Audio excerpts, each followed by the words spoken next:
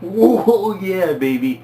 I gotta do a special video here because, I don't know, maybe you got some questions about what this stuff is on the background here that I got. I know, I'm usually the TurboGrafx 16 guy. I love talking about this system too.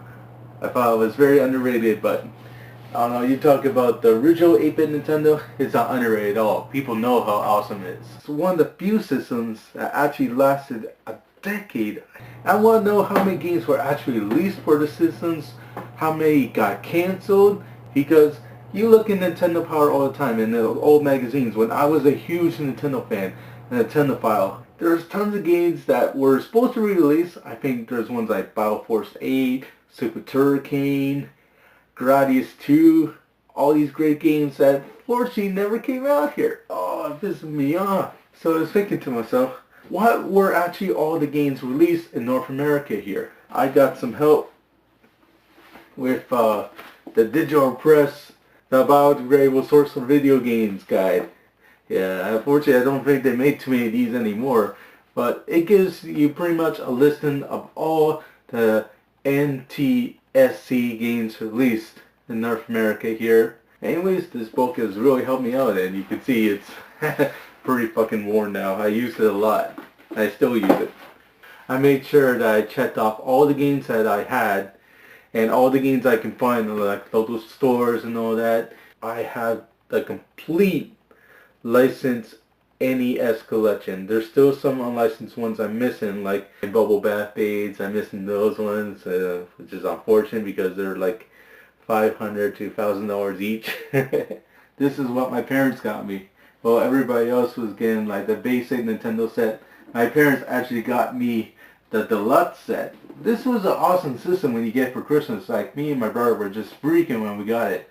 Unfortunately, when you actually play Gyromite and Duck Hunt, they're quite limited. Like, if you compare Super Mario Bros. To Gyromite, there's no comparison. Super Mario Bros. Is a much better, much more intense, much more enduring game.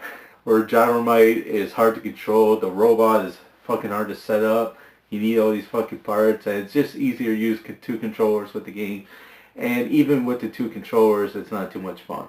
Here's a Nintendo with no game inside it. Here's the box. Of course, they released the challenge set with one of their biggest games ever. Just when the Nintendo was starting to die out, the Super Nintendo was getting popular, I figured, hey, why not make the original Nintendo more like the Super Nintendo? In design, at least. Anyways, let me show you some of my collection here. Yeah, some of the games.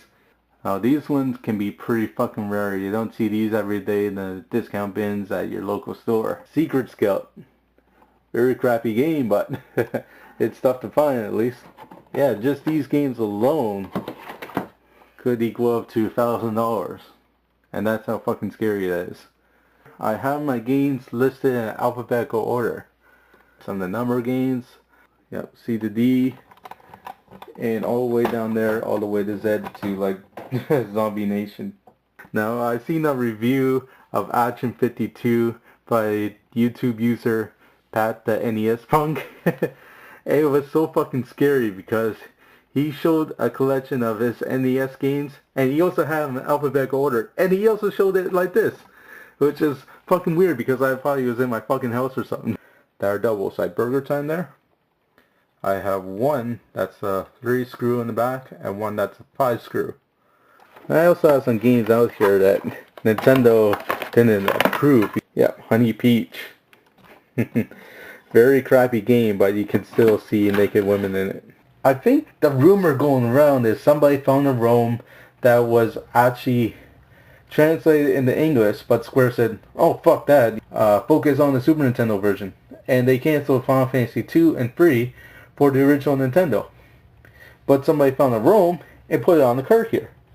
I think that's fucking awesome. Here, I bought this off the website RetroZone. Yep, this is Steam Events. Now, you look at this game and say, what's the big fucking deal about this one? Yeah, this game was pulled from the market and turned into World Track Meet. And they say that there's only like 2,000 copies ever made, or probably even less than that. I paid $700 fucking dollars for this one game. And you may be saying to yourself, whoa, are you fucking mad, man? $700? That's probably not so crazy right now because I still see this on eBay going for twice that. And that's just for the cart too. Oh yeah, and here's another crown jewel in my collection. Yeah, Sudoku. Yep. I actually got this here at a Canadian trade show.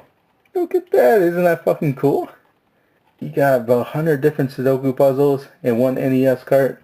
They made instructions for it. Came in this very awesome tin case here. Now let's look at that. 15 of 100. Sudoku 2007. Just when you think my collection couldn't get any weirder, holy fuck, look at these. Yep. These are actually Hong Kong and European games. Yeah, and these actually work on my top loader too. Yeah, here's my big box of Gyromite. And you want to know how big it is? Look at the normal Nintendo box here. This just includes the game, instructions, and all that boring shit. But this big box here actually includes some of the robot parts you actually need for the fucking robot. There we got 2 power gloves there. Again, very fucking nerdy, but here's the subtle difference. One is slightly bigger than the other. And what the hell is this thing? Very fucking weird design, not very easy to use, but they still work. This one was the original Nintendo one because they released this one afterwards. They released this one because it, it looks less like a gun. It looks more like a kid's toy. Or this one, you can fucking rob a bank with it. Give me your fucking money! Or this one, give me your fucking money! And they shoot you instead. A touchpad 360, which is actually not a 360 controller, but some lame attempt to make something innovative, but it plays like shit. Now this one, this one is actually just a shell. It's just meant to have like a turbo stick that you can add on to the thing. It's really nothing special. Here we got the Aladdin deck enhancer. I brought this brand new and I still can't get the fucking thing to work. I tried it on 3 different Nintendos. Can't get shit. So when you bought a Aladdin game new in the box, it would come like this. And you would place the cart in one of these slots and there. It was meant to cut costs on the games. Like these were only like $10 or $15 or something. And it was basically the same games you find on original Nintendo, just slightly cheaper on a thing of plastic that wouldn't fucking work. Yep, this is a Nintendo controller. It sucks, but it's a Nintendo controller. Just when you think my collection couldn't get any fucking weirder, look at this. I got something called Games 2000 Super Chair. Yep, you would actually sit in this thing, use those 2 controllers there. Yep. And the wire goes right to Nintendo. What the hell is this? Oh yeah. This is fucking crazy, eh? So even though I got like 200 different boxes here and about 300 booklets, I'm still nowhere close to getting a complete set. Even Pete Dorr saying, what the fuck is wrong with you, man? You got way too many fucking games. Oh yeah, baby. So yeah, that's some of my collection here. I don't know, I hope you had fun looking at all my shit. I still think the Nintendo is still one of the greatest systems ever made, period. A lot of people like the newer systems and all that with the fancier graphics, but this is where gameplay was at. The system was so good it actually revitalized the video game industry. How many game companies can actually say that? So, hope you all enjoyed it, hope you all liked it. This is Star Soldier, over now.